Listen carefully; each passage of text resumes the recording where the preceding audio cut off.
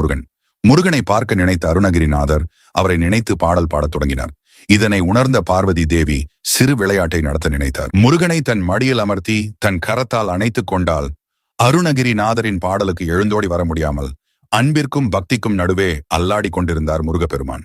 இந்த காட்சியை அருணகிரிநாதர் தான் மனக்கண்ணில் அறிந்து கொண்டு உடனே தனது பாடலின் முறையை மாற்றி பாடுகிறார். மயில் ஆடி வர அதில் நீ என்னை ஏறி காக்க வேண்டும் என்று பாடுகிறார். இதை கேட்டதும் பார்வதி தேவிக்கு மனமும் கரமும் ஒரு சேர நிகழ்ந்தது. மெல்ல விடுத்ததால் முருகனை அவர் மயில் மீது ஏறி அமர்ந்து, முருகா இனி ஒரு கணமும் தாமதிக்க கூடாது என்று அருணகிரிநாதருக்கு அவர் இருந்த இடத்தில் உள்ள தூணில் இருந்து வெளிவந்து காட்சி தருகிறார்.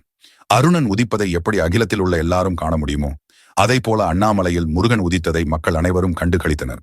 கம்பத்தில் இருந்து வெளிப்பட்டதால் திருவண்ணாமலையில் இருக்கும் முருகனுக்கு கம்பத்து இளையனார் என்று பெயரும் வந்தது. இதை போல நீங்கள் எந்த பாடலை முருகனை கும்பிடும் பொது பாடுவீர்கள், இல்லை எந்த முருகனின் பாடல் மிகவும் பிடிக்கும் என்று கமெண்ட்